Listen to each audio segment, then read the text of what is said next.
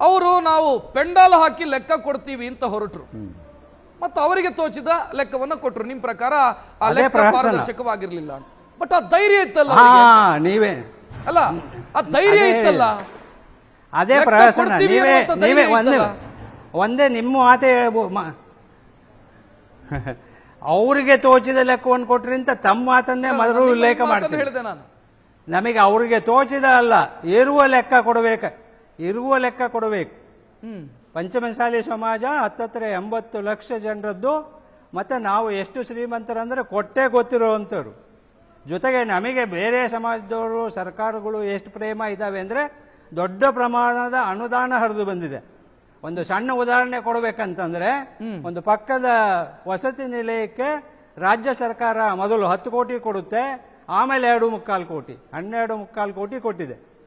ಅದನ್ನು ತಗೋಬೇಕಾದ್ರೆ ಇವರೆಲ್ಲ ಏನೇನ್ ಮಾಡಿದಾವೆ ಅಂತ ಈಗಾಗಲೇ ದಾಖಲೆಗಳು ಒಂದು ಕೊಟ್ಟಿದ್ದೇನೆ, ಬೇಕಂದ್ರೆ ಉಲ್ಲೇಖ ಮಾಡಿ ಅಂದ್ರೆ ಹೇಳ್ತೇನೆ. ಸೊ ಇವೆಲ್ಲ ಚರ್ಚೆ ಮಾಡಬೇಕಾದ್ರೆ ಅವ್ರು ಅಷ್ಟೇ ಹತ್ರ ಕೂತ್ಕೊಂಡು ನನ್ನನ್ನ ಒಂದು 300 ಅಡಿ ದೂರದಾಗ ಕೂಡಿಸಿ ನಾನು ಲೆಕ್ಕ ತಗೊಳಕ್ಕಾಗತ್ತಾ, ಮಾತಾಡಕ್ಕಾಗತ್ತಾ? ಈಗ ಡಾಕ್ಟರ್ ರಾಜ್ಕುಮಾರ್ ಅವರೇ, ನನಗಿರುವಂತ ಪ್ರಶ್ನೆ ಇಷ್ಟೇ. ಒಂದು ಕೇಳಿದಾಗ, ನೀವು ಲೆಕ್ಕ ಕೇಳಿದಾಗ ನಾವು ಲೆಕ್ಕ ಕೊಡ್ತೀವಿ ಅಂತ ಬಂದ್ರು, ನಿಮಗಿರುವಂತ ಡೌಟ್ಗಳನ್ನ ಅಲ್ಲೇ ಬಹಿರಂಗ ವೇದಿಕೆಯಲ್ಲಿ ಕೇಳೋದಕ್ಕೆ ನಿಮಗೆ ಅವಕಾಶ ಇತ್ತು, ನೀವು ಕೇಳಲಿಲ್ಲ.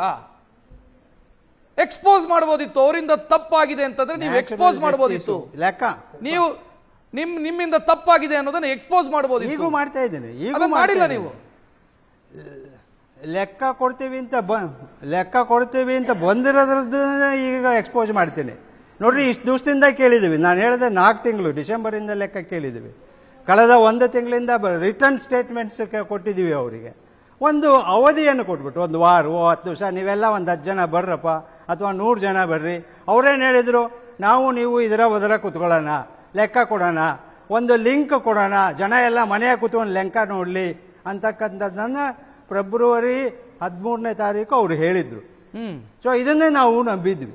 ಅವ್ರು ಹಿಂಗೆಲ್ಲ ಒಂದು ದಾಂಧಲೆ ಮಾಡಬೇಕು ಅನ್ನೋ ದೃಷ್ಟಿಯಿಂದ, ಜನರ ಗಮನವನ್ನು ಬೇರೆ ತಳಿಬೇಕು ಅನ್ನೋ ದೃಷ್ಟಿಯಿಂದ ಅನುಕಂಪ ಗಳಿಸ್ಕೋಬೇಕು. ಅವ್ರ ಮನೆಯಾಗಿದ್ದ ಲಾಸ್ ಹೇಳ್ತಾರೆ, ನನಗೆ ಮಕ್ಕಳು ಸತ್ರು ನಾ ಸಂಘಕ್ಕೆ ಬಂದ ಮೇಲೆ ಅಂತೇಳಿ. ವ್ಯವಹಾರದಾಗ ಲಾಭ ಆಗಿದ್ದು ಹೇಳಿದ್ರ? ಒಂದೇ ನಿಮಿಷ ಡಾಕ್ಟರ್ ರಾಜ್ಕುಮಾರ್ ನಮ್ಮ ಜೊತೆಗೆ HS ನಾಗರಾಜ್ ಅವರು ಟ್ರಸ್ಟಿ, ಇವರು ಕೂಡ ಜಾಯಿನ್ ಆದ್ರು. ನಾನು ಅವರನ್ನ ಕೂಡ ವೆಲ್ಕಮ್ ಮಾಡ್ತೀನಿ. ನಾಗರಾಜ್ ಅವರೇ ನಮಸ್ಕಾರ. ನಮಸ್ಕಾರ. ನಮಸ್ತೆ. ನಾನು ಡಾಕ್ಟರ್ ರಾಜ್ಕುಮಾರ್ ಅವ್ರ ಜೊತೆಗೆ ಮಾತನಾಡ್ತಾ ಇದ್ದೆ. ಅವ್ರು ಹೇಳ್ತಾರೆ, ಲೆಕ್ಕ ಕೊಡೋದಕ್ಕೆ, ಲೆಕ್ಕ ಒಪ್ಪಿಸೋದಕ್ಕೆ ಅದರದ್ದೇ ಆದಂತ ಒಂದು ಪ್ರೊಸೀಜರ್ ಇದೆ. ತಮಗೆ ತೋಚಿದ ರೀತಿಯಲ್ಲಿ ವೇದಿಕೆ ಹಾಕೊಂಡು ಪೆಂಡಾಲ್ ಹಾಕೊಂಡು ಲೆಕ್ಕ ಕೊಡೋದಲ್ಲ. ಒಂದು ಕರೆಕ್ಷನ್ ನಿಮ್ಗೆ, ನಾನು ವಿಶೇಷ ಆಹ್ವಾನಿತ ಟ್ರಸ್ಟಿಗೆ ಅದನ್ನ ಕರೆಕ್ಟ್ ಮಾಡ್ತೀನಿ. ಆಮೇಲೆ ಇವತ್ತು ಈಗ 15-20 ದಿವಸದಿಂದ ಲೆಕ್ಕ ಕೊಡಿ ಚಳವಳಿಯನ್ನ ಪ್ರಾರಂಭ ಮಾಡ್ಕೊಂತ ಬಂದ್ರು. ಲೆಕ್ಕ ಕೇಳ್ತಾ ಇದ್ದಂತವ್ರಿಗೆ ಇವತ್ತು ಲೆಕ್ಕ ಕೊಡ್ಲಿಕ್ಕೆ ಡೇಟ್ ಅನ್ನ ಫಿಕ್ಸ್ ಮಾಡಿ ಇವತ್ತು ಎಲ್ಲರಿಗೂ ಆಹ್ವಾನವನ್ನ ಟ್ರಸ್ಟಿಗಳು ಮತ್ತು ಮುಖಂಡರು ಆಹ್ವಾನವನ್ನ ಕೊಟ್ಟರು. ಅದು ನಮ್ಮ ಹಿರಿಯರಾದ ಡಾಕ್ಟರ್ ರಾಜ್ಕುಮಾರ್ ಅವ್ರಿಗೂ ಗೊತ್ತಿದೆ, ಎಲ್ಲರಿಗೂ ಗೊತ್ತಿದೆ. ಹಾಗಾಗಿ ಇವತ್ತು ಲೆಕ್ಕ ಕೊಡಕ್ಕೆ ಆಹ್ವಾನವನ್ನ ಮಾಡಿದಾಗ ಒಂದು ಏನ್ ಸರಿ ಇದೆ ತಪ್ಪಿದೆ ಚರ್ಚೆ ಮಾಡ್ಬೋದಾಗಿತ್ತಲ್ಲ.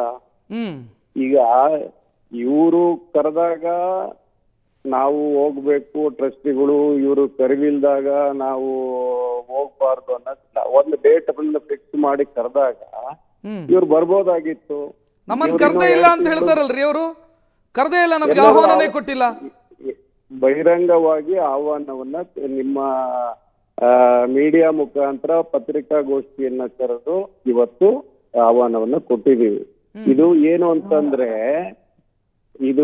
ಅಂತಂದ್ರೆ ನೀವು ಬರೇ ಟ್ರಸ್ಟ್ ನಲ್ಲಿ ನಾವು ಲೆಕ್ಕ ಒಪ್ಸೋದಾಗ್ಲಿ, ಕೆಲವು ಒಂದು ಕಮಿಟಿಯಲ್ಲಿ ಲೆಕ್ಕ ಒಪ್ಸೋದಾಗ್ಲಿ ಆಗಿದ್ರೆ ನೋಟಿಸ್ ಮುಖಾಂತರ ಕರಿಬೋದಾಗಿತ್ತು.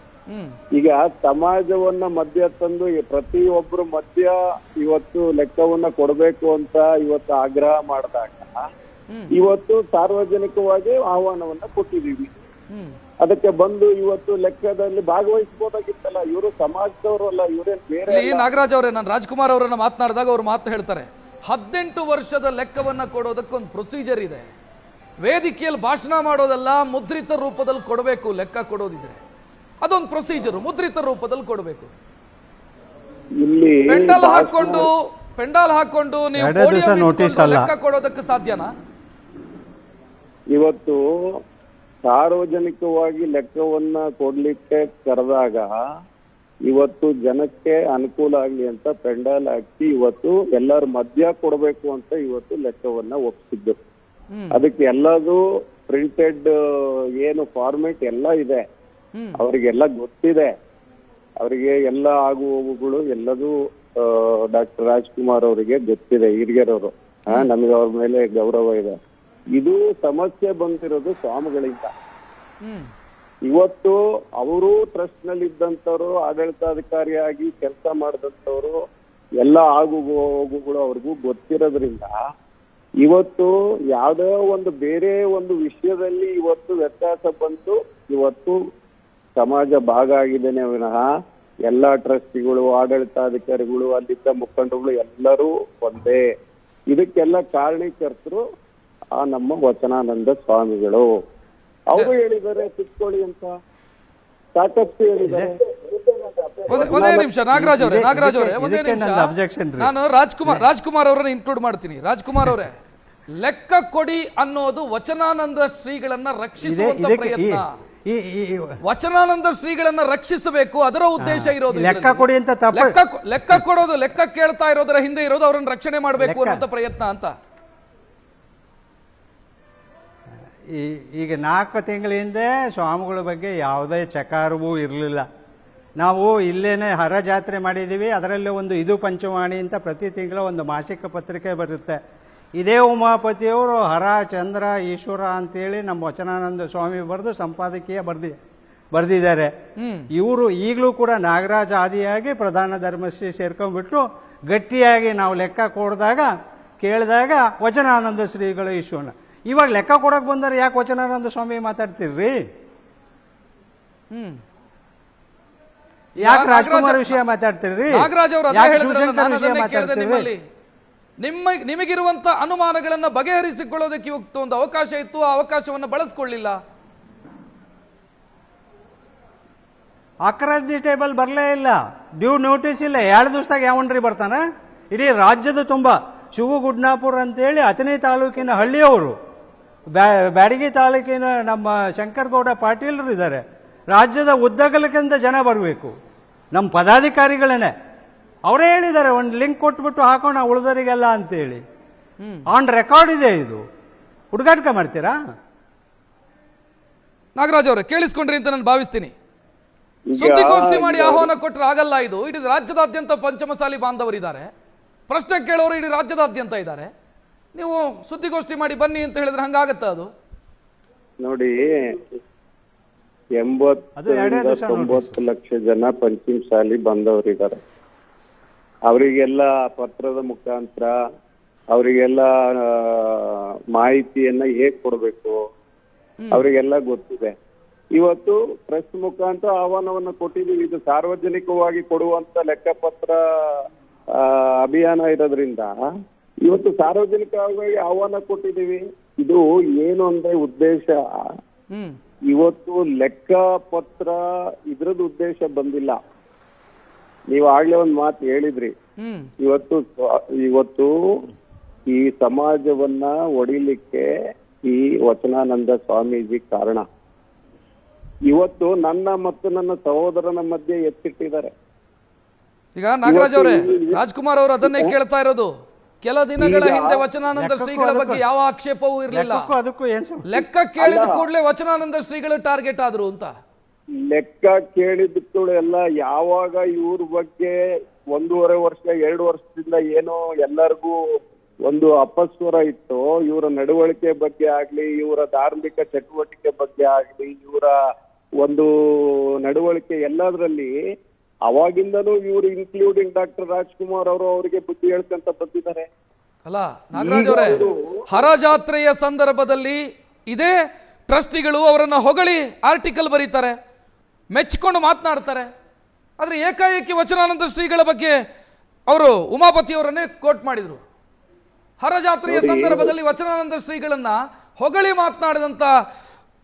ಮಾತನಾಡಿದಂಥ BC ಉಮಾಪತಿಯವರು ಲೆಕ್ಕ ಕೊಡಿ ಅಂತ ಹೇಳಿದ ಕೂಡಲೇ ವಚನಾನಂದ ಶ್ರೀಗಳು ಕೆಟ್ಟವರಾಗ್ತಾರೆ. ಅದು ಹೆಂಗೆ ಅದು? ನೋಡಿ, ಎಲ್ಲರಿಗೂ ಒಂದು ಸಮಾಜದಲ್ಲಿ, ದೊಡ್ಡ ಸಂಸ್ಥೆಯಲ್ಲಿ, ಯಾವುದೇ ಒಂದು ಮನೆತನದಲ್ಲಿ ಒಂದು ಅವಕಾಶವನ್ನ ಕೊಡ್ತಾರೆ. ಎಲ್ಲದಕ್ಕೂ ಒಂದು ಟೈಮ್ ಅಂತ ಕೊಡ್ತಾರೆ.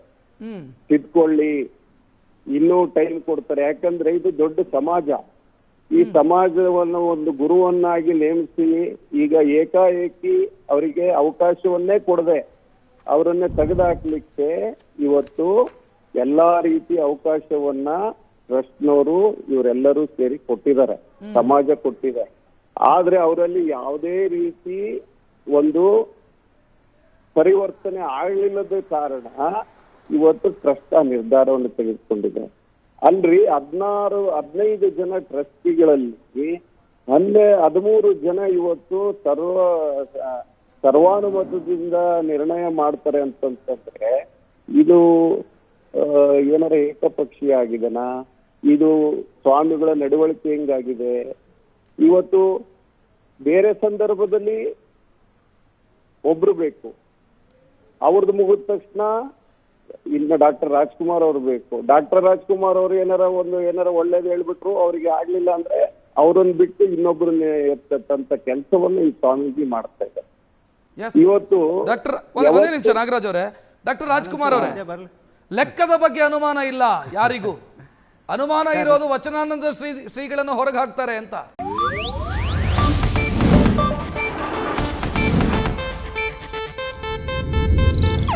ಇದು ಏಷ್ಯಾನೆಟ್ ನ್ಯೂಸ್ ನೆಟ್ವರ್ಕ್ ಪ್ರಸ್ತುತಿ.